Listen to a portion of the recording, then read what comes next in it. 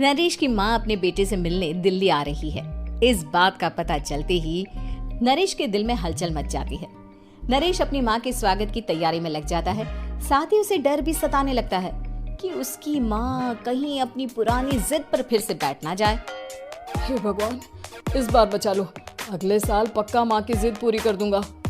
तभी दरवाजे की घंटी बजती है। नरेश दरवाजा खोलता है तो सामने अपने मकान मालिक को देखकर हैरान हो जाता है, क्योंकि उनके साथ एक सुंदर सी लड़की भी थी। नमस्ते अंकल, कुछ काम था, मुझे बुला लेते। आपने क्यों कष्ट किया?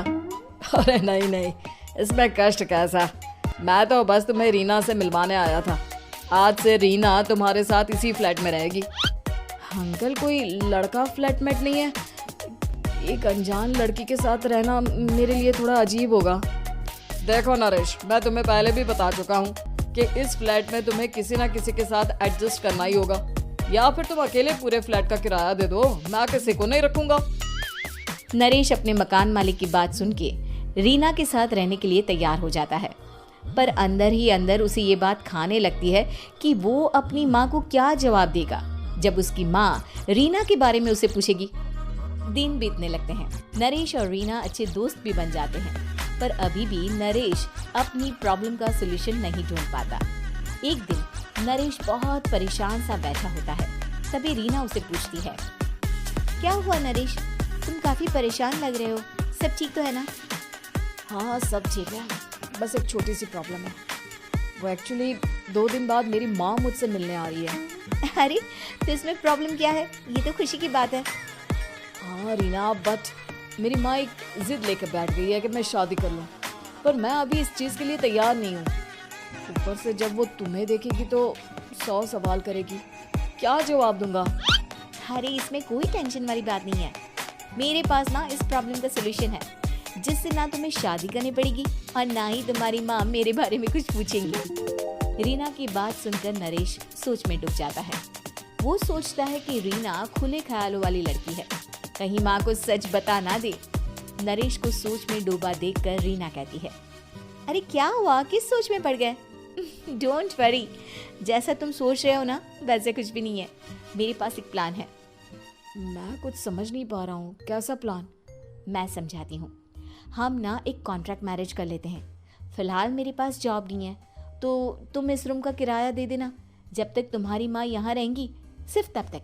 और तुम अपनी माँ से कह देना कि मैं तुम्हारी पत्नी हूँ, इससे वो मेरे यहाँ रहने पर कोई सवाल भी नहीं करेंगी। अरे बात तुम्हारी ठीक है, पर माँ से झूठ बोलना, ना बाबा, मैं ये रिस्क नहीं ले सकता। कोई और आइडिया दो ना तुम। देखो, मंजूर हो तो बोलो, वरना सच बता दो, मुझे कोई प्रॉब्लम नहीं है। रीना की बात सुनकर नरेश सोच में डूब जाता है। बहुत सोचने के बाद जब उसे कोई रास्ता नहीं मिलता तो वो रीना के बताए हुए रास्ते पर चलने के लिए तैयार हो जाता है। वो रीना से बात करता है और अपनी माँ की पसंद और नापसंद के बारे में बताता है। रीना भी नरेश की सभी बातों को ध्यान से सुनती है, ताकि कहीं उससे कोई गलती ना हो जाए। आखिर वो दिन भी आ जाता है जब नरेश की माँ उससे मिलने दिल्ली आ जाती है। नरेश अपनी माँ को फ्लैट पर लेकर जाता है। जैसे ही नरेश की माँ फ्लैट के अंदर जाती है, रीना उसके पैर छू लेती है। ये देखकर नरेश की माँ थोड़ी घबरा जाती है और नरेश से पूछती है, अरे बेटा नरेश, ये कौन है? माँ, ये आपकी बहू रीना है। माफ़ी चाहता हूँ, सब कुछ इतनी जल्दी में हुआ कि आपको बता ही नहीं पाया, इसलिए सोचा कि क्यों ना आपको सरप्राइज दिया जाए। अरे बेटा, मैं तो बस तेरा घर बसा हुआ देखना चाहती थी। हाँ, बहुत अरमान थे अपनी इकलौते बेटी की शादी को लेकर, लेकिन कोई बात नहीं, शायद किस्मत को यही मंजूर होगा। ये कहते ही नरेश की माँ रीना को गले लगा लेती है। रीना बेटिया, मेरा बेटा ना थोड़ा नादान है, पर तुम काफ़ी समझदार लगती हो, और मैं जानती हूँ कि तुम इसका बहुत अच्छे से ध्यान रखोगी। माँ, आप चिंता मत कीजिए, मैं सब संभाल लूंगी। नरेश की माँ अपने बहू और बेटे के साथ खुशी खुशी रहने लगती है। दिन बीतने लगते हैं। नरेश की माँ और रीना का रिश्ता बहुत मजबूत होता चला जाता है।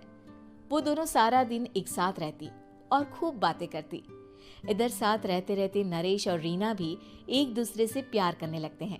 दोनों को इस बात का एहसास हो जाता है, फिर भी वो इस बात को छुपा कर ही रखते हैं। एक दिन नरेश की माँ और रीना शादी के बारे में बात करने लगते हैं। रीना बिटिया, ये तो नरेश ने मुझे बिना बताए शादी कर ली, वरना मैं तो अपनी इकलौती बेटी की शादी इतनी धूमधाम से करती कि सारी दुनिया देखती रह जाती। अच्छा माँ, आप ऐसा भी क्या करती नरेश और मेरी शादी में जो दुनिया देखती रह जाती? अरे बिटिया, एक माँ के अरमान तुम अभी नहीं समझोगी। मैं तो अपनी बहू को एक रानी की तरह लेकर आती और शादी भी बिल्कुल शाही अंदाज में करती, पर मेरे तो सारे अरमान ऐसे ही रह गए। खैर, मुझे तो अपने बेटे और बहू की खुशी चाहिए बस। ये कहते हुए नरेश की माँ की आंखों में आंसू आ जाते हैं। रीना भी ये सुनकर ख्यालों में खो जाती है, क्योंकि वो भी मन ही मन खुद को नरेश की पत्नी और उसकी माँ की बहू मानने लगी थी। शाम को जब नरेश ऑफिस से घर आता है तो रीना खुद को रोक नहीं पाती और नरेश के सामने उसकी माँ को अपने और नरेश के रिश्ते का सारा सच बता देती है। रीना की बात सुनकर नरेश की माँ दोनों से बहुत नाराज हो जाती है और घर वापस जाने की बात करने लगती है।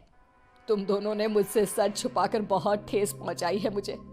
अब तुम लोगों के साथ नहीं रहना चाहती मैं, कल ही वापस चली जाऊंगी अपने घर। माँ, मुझे माफ कर दो, ये सब मैंने रीना के कहने पर ही किया है, वरना मैं भी आपको कभी ठेस पहुंचाने के बारे में सोच भी नहीं सकता। हाँ माँ, हमने ये सिर्फ आपका दिल रखने के लिए किया, प्लीज हम दोनों को माफ कर दीजिए। तुम दोनों ने मेरे अरमानों के साथ खिलवाड़ किया है, और वैसे भी मुझे अपने बेटे के लिए एक अच्छी लड़की ढूंढनी है, इसलिए मेरा यहाँ से जाना ही बेहतर होगा। माँ की ये बात सुनकर रीना खुद को रोक नहीं पाती। माँ, क्या मैं आपके घर की बहू बनने लायक नहीं हूँ? रीना की बात सुनकर नरेश हैरान रह जाता है। नरेश की माँ भी